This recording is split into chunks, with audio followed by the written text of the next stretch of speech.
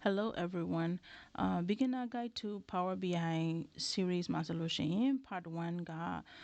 part 1မှာဆိုလို့ရှိရင်ဘာဖြစ်သွားလဲဆိုတော့ Power BI ဆိုတာဘာလဲဘယ်လိုလူတွေသုံးသင့်လဲပေါ့နော်ပြီးတော့ဘယ် installation ဘယ်လိုလုပ်ရမလဲ installation option တွေကိုပြပြထားတယ်ပြီးလို့ရှိရင်ဒီ data source တွေဘယ်လို data source တွေပေါ့နော်ရတယ်ဆိုတာ connect လုပ်လို့ရတယ်ဆိုတာပြောပြထားတယ်ပေါ့နော်အခု part 2မှာဆိုလို့ရှိရင်part 2မှာဆိုရင်ဘာတွေပြောမလဲဆိုတော့ဒီ sample report ပေါ့နော် sample report Microsoft ပေးတဲ့ sample Power BI report တခုကိုsample ပေါ့နော်ခြာပြီးတော့အဲ့ဒီကနေဘယ်လိုလေ့လာလို့ရတယ်ပြီးလို့ရှိရင်Power BI desktop application ကိုပေါ့နော်menu လေးတွေဒီ application ကိုဘယ်လိုသုံးလို့ရတယ်သုံးလို့ရတဲ့ဒီအစိတ်အပိုင်းလေးတွေကိုgeneral go through လုပ်သွားမယ်ပြီးလို့ရှိရင်ပေါ့နော် certificate အကြောင်းပေါ့နော် certificate ဒီ Power BI certificate ဆိုတာရှိတယ်အဲ့ဒါကိုဖြည့်ဖို့အတွက်ဘယ်လိုလေ့လာလို့ရမယ်အဲ့ဒါတွေကိုပြပြသွားမှာဖြစ်ပါတယ်Okay Power BI ကsample report ရှိရပါတော့ Microsoft ကနေ sample report တွေ free ပေးတယ်အဲ့တော့အဲ့ဒီ sample report လေးတွေတခုကိုကိုကြည့်ကြမယ်ပေါ့နော်ကြည့်မယ်ဆိုလို့ရှိရင်သူကခုနဖွင့်ထားတာဖြစ်တဲ့အတွက်ဒီ recent မှာပဲရှိတယ်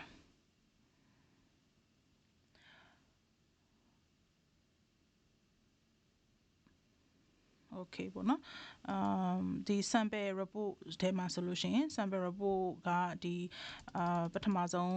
ဒီ page မှာတော့သူတို့ရေးချင်တဲ့ information တွေရေးထားပါတော့ဒါပထမဆုံးပြီးလို့ရှိရင်ဒါ home ဒါပထမဆုံးစပြီး report page ပေါ့နော်အဲ့ report page မှာဆိုလို့ရှိရင်ဘာရှိမလဲဆိုတော့သူတို့ရဲ့visualization တွေရှိမယ်ပေါ့နော်visualization တွေကိုသူတို့ဘယ်လိုရေးလုပ်ထားလဲဆိုတော့ဒီ design တွေတွေ့ရမယ်ပေါ့နော်အဲ့တော့ဒီ visualization တွေကဒီလိုနှိပ်လိုက်တဲ့ဆိုလို့ရှိရင်ဒီမှာ visualization အမျိုးအစားတွေတွေ့ရမယ်ပေါ့နော်ဒါဘာအမျိုးအစားတွေသုံးထားရလဲဘာလဲအကုန်တွေ့ရမယ်ပေါ့နော်အဲ့တော့ visualization အမျိုးအစားတွေဘယ်နှမျိုးရှိတယ်ဆိုတာကိုဘယ်နှမျိုးရှိရဲဆိုတာကို Microsoft မှာသွားကြည့်လို့ရတယ်Microsoft မှာဆိုလို့ရှိရင် visualization types in Power BI ဆိုတဲ့ဒီမှာသွားကြည့်လို့ရတယ်ပေါ့နော်အဲ့တော့အမှသွားကြည့်ရဆိုလို့ရှိရင်ဒီပေါ့နော်ဘယ်လိုအခြေအနေမျိုးမှာဘာကိုသုံးရမလဲဥမာ over the time ပေါ့နော်ကိုကဒီအချိန်ပေါ်မူတည်ပြီးတော့အရင်နှစ်နဲ့အခုနှစ်နဲ့ဒါမှမဟုတ် over the time မှာဖြစ်နေတဲ့ဟာကိုပြချင်တယ်ဆိုရင်ဘာတွေသုံးမလဲအဲ့တော့ကိုနဲ့တင့်တော်မဲ့visual တွေကိုရွေးပြီးတော့သုံးလို့ရတယ်ပေါ့နော်အဲ့တော့ဒီ visualization Power BI website ကိုကြည့်ပေါ့နော်အမှဆိုလို့ရှိရင်ဒီအများဆုံးသုံးတာကတော့line chart တို့ဒီ bar chart တို့ donut chart တို့ပေါ့နော်အဲ့ဒါတွေ card တို့အဲ့ဒါတွေကတော့သုံးတာအများဆုံးပေါ့နော်stack bar chart တို့ဒါဆိုလို့ရှိရင်ဒါstack bar chart ပေါ့နော်အဲ့တော့ဒီသုံးတာအများဆုံးတော့ဒါလေးတွေသုံးတာများတယ်ပေါ့နော်မကျန်တာတွေကတော့လေးလာရင်လေးလာတဲ့လောက်အကျိုးရှိတာကတော့ကိုရှောက်ကြည့်ပေါ့နော်ဒါလေးဒါဘာလေးလေဒါ button လေးဆိုလို့ရှိရင်okay ဒီ button ကတော့ပြင်တာ visual ပြရဲနောက် button နှိပ်လိုက်တော့ပြောရ control click here to follow link ဆိုတော့အဲ့တော့ဒီPower BI online မှာဆိုလို့ရှိရင်တော့ control နှိပ်စရာမလိုဘူးဒါ desktop မှာဖြစ်တဲ့အတွက်ဒီ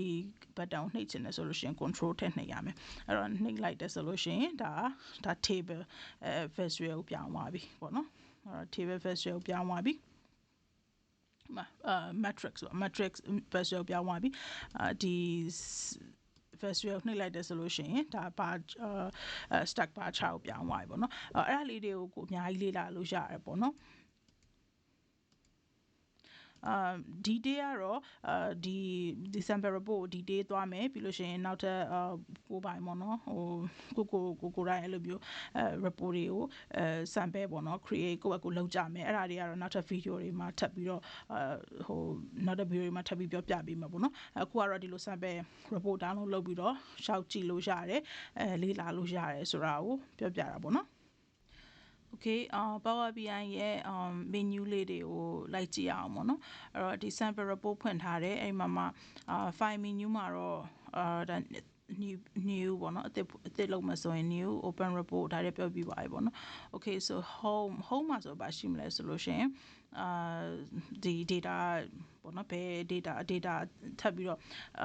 ယူမယ်ဆိုလို့ရှိရင်ဥပမာဒီ report တစ်ခုဟာဒီ data source တစ်ခုတည်းပဲယူလို့ရတာမဟုတ် data source အများကြီးကနေပြီးတော့ယူလို့ရတယ်ဒါက Power BI ကောင်းတဲ့ချက်ပေါ့နော်အဲ့တော့ Power BI report လုပ်ဖို့အတွက်ဆိုလို့ရှိရင်ကြိုက်တဲ့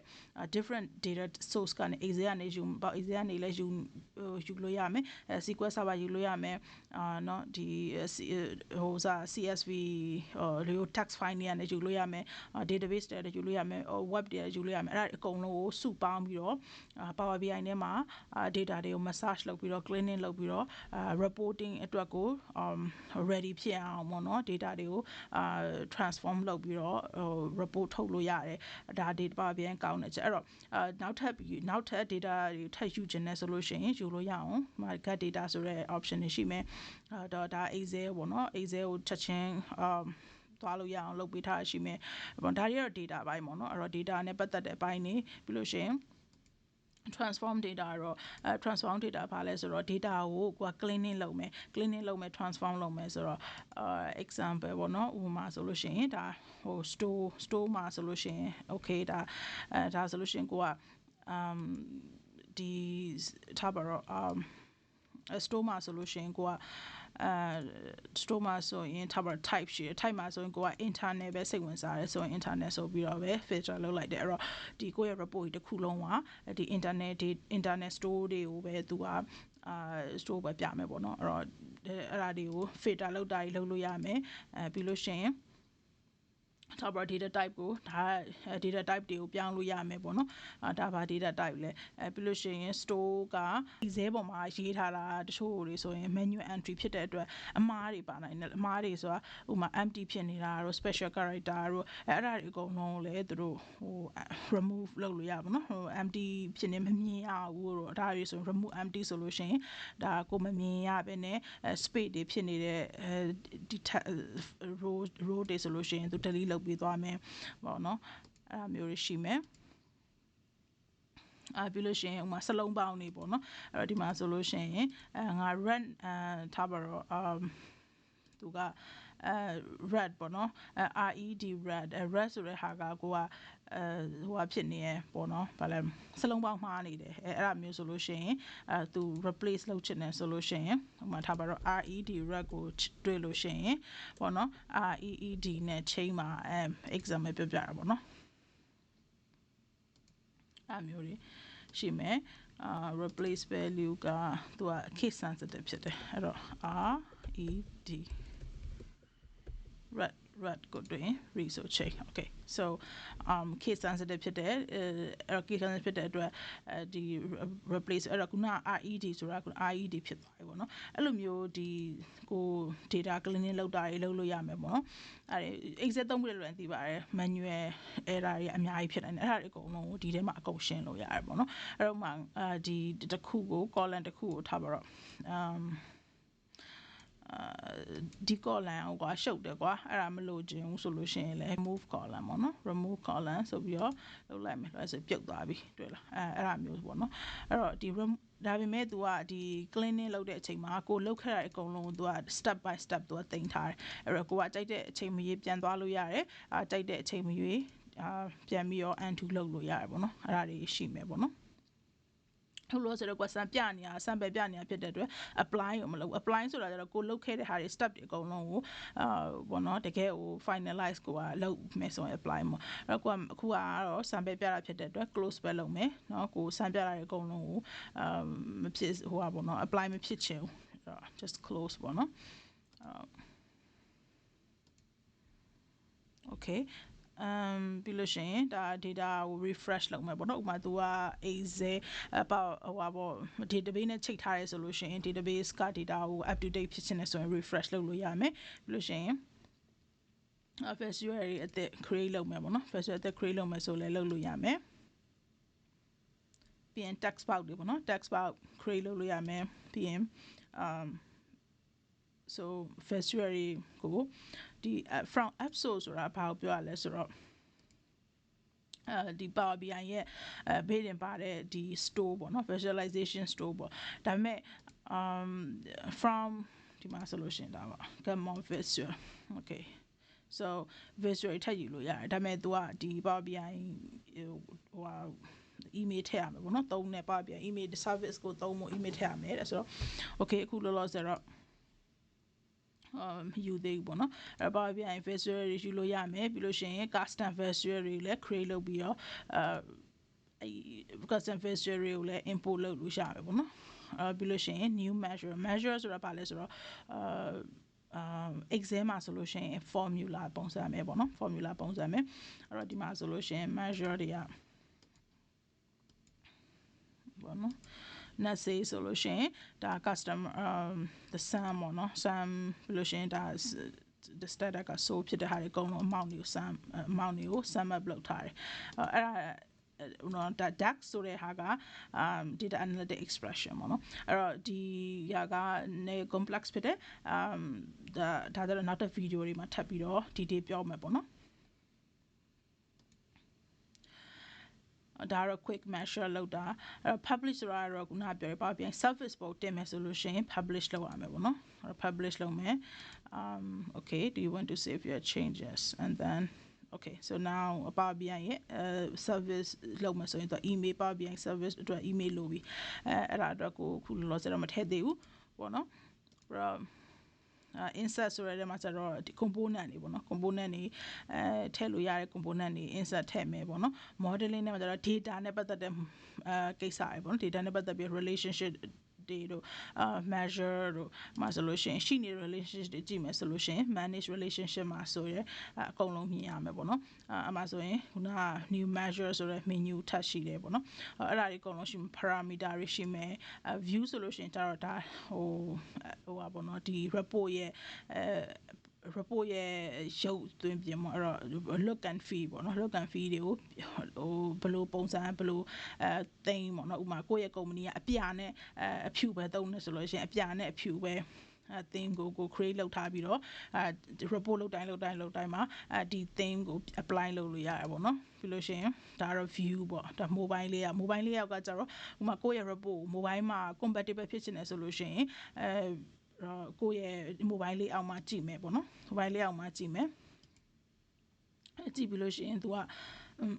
ကြည့်ပြီးတော့ပြင်သင့်တာပြင်ပေါ့နော် mobile ပေါ်မှာကိုကပြချင်တာဟိုဒီ desktop နဲ့ပြရနေမတူဘူးဖြစ်နေဆိုရင်ဒီအချိန်မှာပြင်ပေါ့နော်အဲ့ဒါတွေရှိမယ်ပေါ့နော်ပြီးလို့ရှိရင်ကိုကဟိုgrid line တွေပြလို့ရမယ်ပေါ့နော်ဒါတွေအကုန်လုံးဒါတွေက look and feel အတွက်ပေါ့နော်တုံတဲ့ဟာတွေရှိမယ် bookmark တွေရှိမယ် selection တွေရှိမယ် bookmark ဆိုတာကျတော့ခုနကလို့ visual မှာဆိုလို့ရှိရင်တော့ဒါကိုပြပြီးတော့tabular ကိုနှိပ်လိုက်လို့ရှိရင်ဒါကိုပြမယ်အဲ့ဒါကတော့ bookmark နဲ့တွားတာပေါ့နော်အဲ့ဒါတွေကို bookmark အကြောင်းလည်းနောက်မှ detail ပြောမယ်selection ဆိုတာကျတော့ခုနဘာကိုပြလိုက်လို့ရှိရင်ဘာကိုပေါ့နော်ဟိုဟာခုမှဒါမျိုးပေါ့အဲ့တော့ visual မှာဆိုလို့ရှိရင်ဒီမှာheight တွေ show တွေပေါ့နော်အဲ့ဒါတွေကမတူ tabular ဆိုလို့ရှိရင်တမျိုးပေါ့အဲ့တော့ဟိုဟာ selection ကကြတော့ကိုကဒီဘယ်ဟာတွေကိုပြပြီးဘယ်ဟာတွေကိုတော့ဟိုဟာဖြစ်မယ်ပြီးလို့ရှိရင်နောက်တစ်ခုက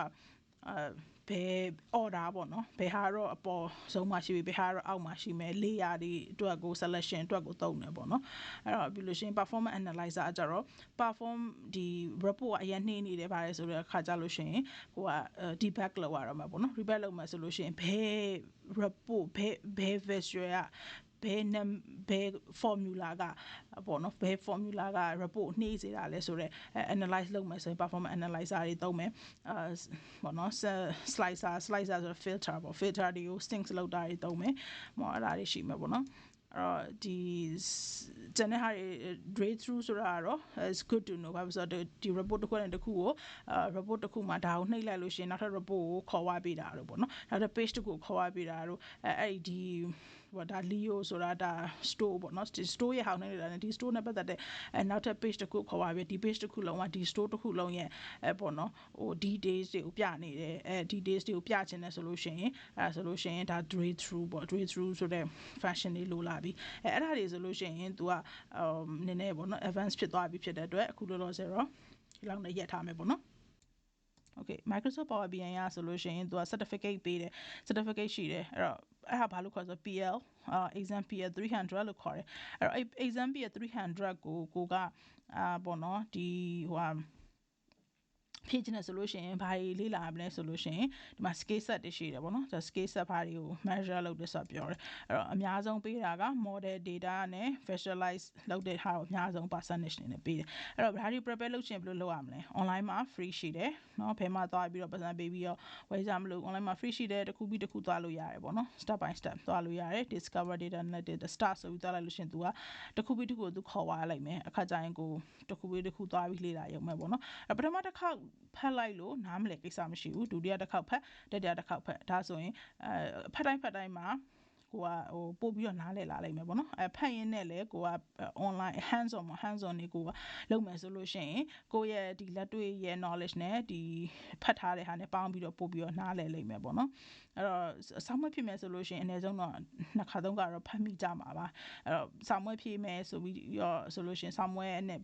ပတ်သက်တဲ့စာမွေးဟိုပေါ့နော်ဒီ sample မေးခွန်းလေးတွေကိုကလေ့လာတဲ့အခါမှာဆိုလို့ရှိရင်လည်းနားမလည်တဲ့အခါဆိုရင်ကိုပြန်လာမယ်ပြန်လာပြီးရင်ကိုကဒီမှာပြန်ပြီးတော့သူနဲ့ပတ်သက်တဲ့ topic ကိုသွားပြီးတော့ထပ်လေ့လာမယ်ပေါ့နော်ထပ်လေ့လာမယ်ထပ်ပြီးတော့ practice လုပ်မယ်ဆိုလို့ရှိရင်အရင်အထောက်ကူပေးပါတယ်ပေါ့နော်အဲ့တော့အဲ့ဒါဖြည့်ပြီးရင်ဘာရလဲ Microsoft certificate ကသူကverify လုပ်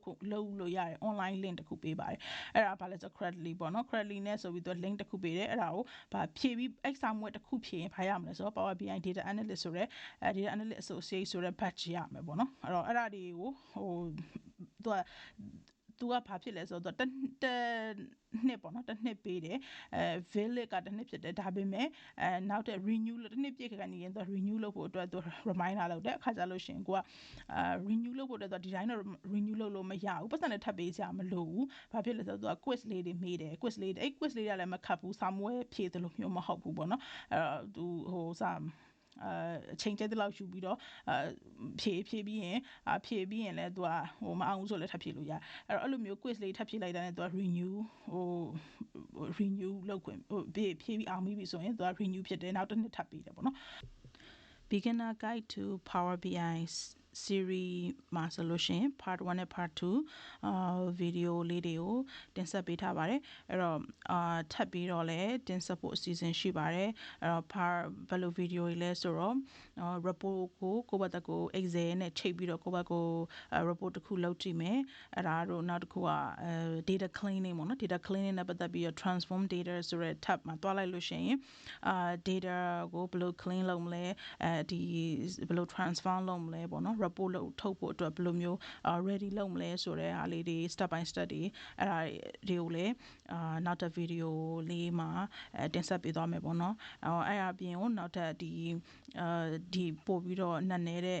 data modeling topic တွေရှိမယ်ပြီးလို့ရှိရင်virtual တွေကိုဘယ်လိုမျိုး virtual တွေသုံးတာရှိမယ်နောက်တစ်ခုကDAX ပေါ့နော် data analytic expression ဆိုရဲဒီ DAX like Excel formula ပေါ့နော် Excel formula ပုံစံမျိုးရေးတဲ့ဒီ DAX တွေကိုဘယ်လိုရေးမလဲDAX မှာအများကြီးရှိတယ်အဲ့လိုပေါ့နော်ဒါ advanced intermediate level သမားတွေအထီကိုလေ့လာလို့ရအောင်လို့ video ပိုင်းလေးတွေကိုတင်ဆက်ပေးသွားမှာဖြစ်ပါတယ်အဲ့တော့နောက်ပိုင်း video တွေကိုလည်းကြည့်ချင်တယ်ဆိုလို့ရှိရင်subscribe လုပ်ထားပေးပါ like and subscribe လုပ်ပြီးတော့support လုပ်နိုင်ပါတယ် thank you